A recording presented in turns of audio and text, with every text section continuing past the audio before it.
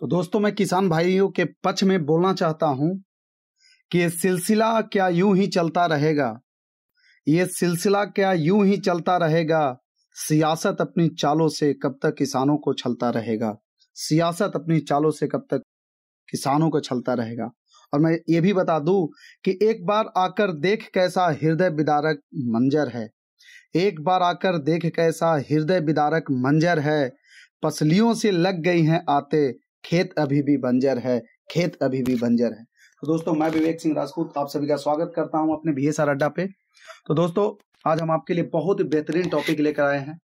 वो टॉपिक ये है कि पहले आप देखे थे कि किसान लोग बहुत विद्रोह कर रहे थे। आज आखिर ऐसा क्या हो गया कि दोबारा से किसान लोग विद्रोह कर रहे हैं। आखिर जो चर्चा का बिंदु है कि विरोध क्यों कर रहे हैं किसान। आपके मन में जो आज मुख्य चर्चा है, विरोध आखिर कर रहे हैं तो किसान विरोध क्यों कर रहे हैं। न्यूनतम समर्थन मूल्य जिसको कि MSP बोलते हैं, ये क्या होता है सर। उसके बाद स्वामीनाथन आयोग के विषय में, आखिर स्वामीनाथन आयोग था क्या, इसके अंदर क्या क्या था, इसके बारे में हम चर्चा करेंगे। फिर धारा 144, अभी आप देख रहे हो कि दिल्ली बॉर्डर के इर्द गिर्द में धारा 144 लगाया गया है।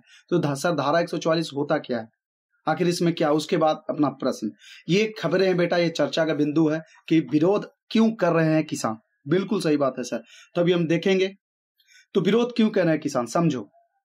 आखिर किसानों का मांग क्या है। तो देखो बेटा, मांग किसानों द्वारा न्यूनतम समर्थन मूल्य MSP की गारंटी वाला कानून बनाने की मांग। आखिर किसान क्या मांग कर रहे हैं। तो देखो कुछ दिन पहले क्या था कि MSP आया था, तो किसान लोग कह रहे हैं कि जो MSP था इसको क्या कर दिया जाए सर, इसको आप लागू कर दो। क्या कर दो सर, इसको लागू कर दो, ये कहने के लिए बोल रहे हैं, ठीक है। और 2021 में सर आपको पता होगा कि व्यापक विकास आंदोलन सरकार द्वारा इस मांग को स्वीकार भी किया था। जो सरकार है उन्होंने किसान के आंदोलन जब कर रहे थे तो उनकी सुनी भी गई थी, लेकिन अभी तक कानून लागू नहीं हुआ। मुद्दा ये है, किसान इसलिए विरोध कर रहे हैं कि सर उस टाइम 2021 में विरोध कर रहे थे, जो पॉलिटिशियन के नाम भी शायद सुने होंगे, टिकैत उनका पूरा नाम मेरे को नहीं पता है, लास्ट में टिकैत टाइटल है, इतना मेरे को याद है। तो उस टाइम क्या था कि बहुत बवाल मचा था, कितने किसानों ने जान दे दी थी, हत्या कर लिया था। तो उसमें बोला गया था ठीक है हम आपकी बात को मान लेंगे, लेकिन अभी तक वो कानून लागू नहीं हुआ। तो किसान लोग बार बार यही बोल रहे हैं, सवाल उठा रहे हैं सरकार पे कि आखिर सर आप लागू क्यों नहीं कर रहे, ठीक है। और इनकी क्या क्या अन्य मांगे हैं जो देख लो। तो इनका कहना है कि सर स्वामीनाथन आयोग की सिफारिशों को लागू किया जाए। जो स्वामीनाथन आयोग की सिफारिश पे जो कानून लाया गया था उसको अब लागू कीजिए। दूसरा, किसानों और मजदूरों के लिए पेंशन होना चाहिए कि सर हम लोग किसान रात दिन मेहनत करते हैं, मजदूर लोग इतना मेहनत करता है, इन लोगों को पेंशन क्यों नहीं है, तो उनका पेंशन होना चाहिए।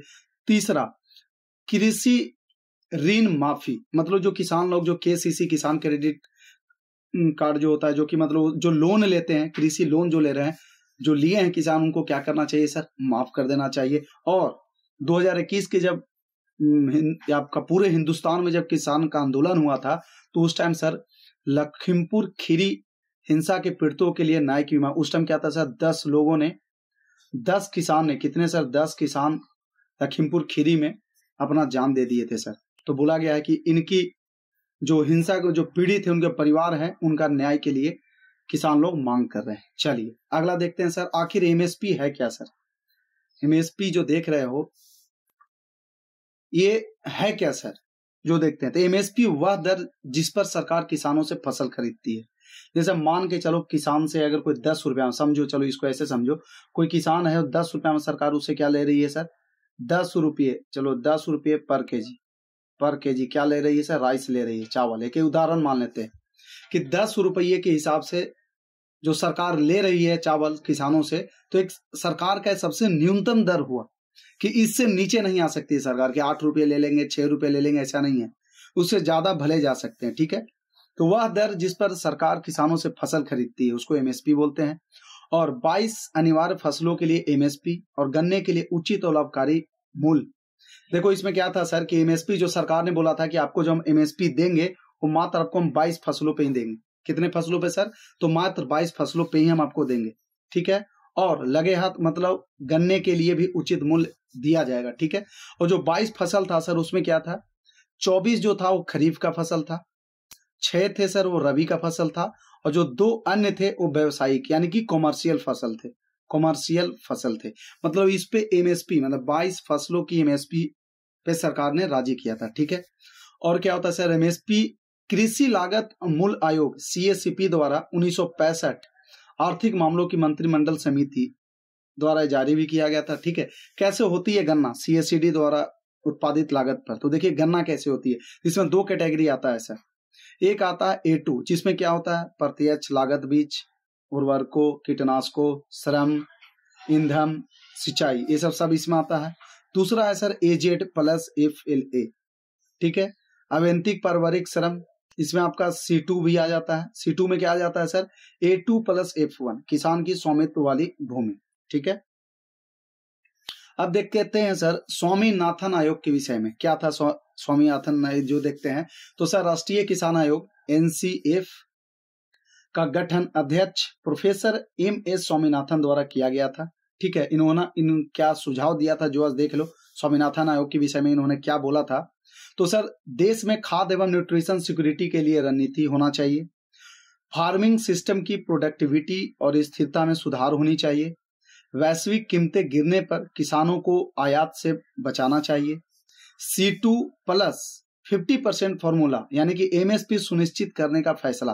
देखो C2 प्लस 50% क्या, मान के चलो सरकार ने बोला कि चलो 100 रुपये kg हम ले रहे हैं, लेकिन उसमें से 50% और इनको देना जाना चाहिए, तो 50% इनको और एक्स्ट्रा दिया जाना चाहिए। ठीक है, और किसानों को औसत लागत से कम 50% अधिक MSP मिलना चाहिए। ठीक है, चलिए अगला धारा 144 के विषय में हम देखते हैं। तो आपको पता होगा कि एक जिला का जो मुख्य होता है सर वो मजिस्ट्रेट होता है। तो मजिस्ट्रेट को एक निर्दिष्ट क्षेत्र में 4 या अधिक लोगों की इकट्ठा होने पे रोक लगाने का आदेश रहता है सर। ठीक है, इसका कारण क्या है, जैसे मान कर लो 4 लोग एक जगह पर अगर कहीं कोई इकट्ठा हो रहा है, जहां धारा 144 लगा हुआ है, अगर गलती से 4 लोग एक जगह मिल जाएंगे तो तुरंत उनको गिरफ्तार कर लिया जाना रहता है। ठीक है, कारण क्या है सर, तो किसी उपद्रव या घटना के संभावित खतरे को रोकने के लिए यह आदेश किसी विशेष व्यक्ति या आम जनता के खिलाफ ये लगाया जाता है। यही है सर धारा 144। अगर मान के चलो कि यहाँ पे कोई उपद्रव चल रहा है, मान के चलो दिल्ली में कोई उपद्रव चल रहा है, तो यहाँ पे जब धारा 144 लगा देंगे तो धारा 144 में है कि कहीं पे भी 4 लोग इकट्ठे नहीं खड़े हो सकते हैं, यहाँ पे कोई भी उपद्रव नहीं मचा सकता। तो इससे क्या होगा, यहाँ पे एक भी लोग नजर नहीं आएंगे। जब लोग नजर ही नहीं आएंगे तो सर उपद्रव मचेगा ही नहीं, इसलिए धारा 144 लगाया जाता है। इसी की विशेषता क्या है सर, जो देखते हैं तो किसी भी प्रकार के हथियार रखने या ले जाने पर प्रतिबंध, अधिकतम दंड 3 वर्ष है। मतलब कि धारा 144 लगा हुआ है तो आप किसी भी प्रकार का हथियार, वेपन्स, गोला बारूद कुछ भी नहीं कैरी कर सकते हैं।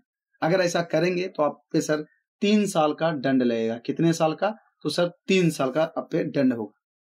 आवाजाही नहीं होगी और सभी शिक्षण संस्थान बंद होंगे और किसी भी प्रकार की जनसभा या रैली नहीं होंगी। अगर कहीं पे भी धारा 144 लगा हुआ है तो वहां के जितने भी आवागमन मतलब ट्रांसपोर्टेशन सिस्टम बंद रहेगा, वहां की जितनी भी एजुकेशनल जो भी कोचिंग क्लासेस हैं, स्कूल है, सारी बंद हो जाएगी और किसी भी तरह का रैली नहीं होगा, किसी भी तरह का लोग वहां पे जनसभा नहीं कर सकेंगे, इकट्ठे नहीं हो पाएंगे। ठीक है, और इंटरनेट एक्सेस को ब्लॉक करने का अधिकार, इसमें जो मजिस्ट्रेट होता है उनके पास अधिकार होता है कि जिस भी राज्य में या जिस भी जिले में अगर लग रहा है कि बहुत ज्यादा वहां पे उपद्रवियों का उपद्रव बढ़ता जा रहा है तो वहां पे इंटरनेट आप ब्लॉक कर सकते हैं। चलिए अगला क्या है प्रश्न, ये प्रश्न का बेटा आप जवाब देना कि हाल ही में खबरों में रहा स्वामीनाथन आयोग किस विषय से जुड़ा हुआ है, किस विषय से जुड़ा हुआ है, इसका बेटा जवाब देना किस विषय से जुड़ा हुआ है।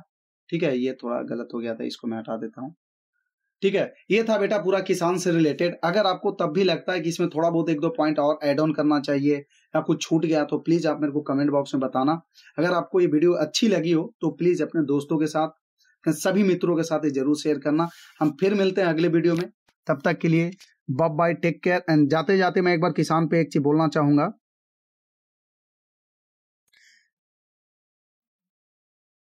एक ईमानदार किसान को डरे सहमे हुए देखा है, एक ईमानदार किसान को डरे सहमे हुए देखा है, मेहनत करने के बावजूद भूख से लड़ते हुए देखा है, मेहनत करने के बावजूद भूख से लड़ते हुए देखा है।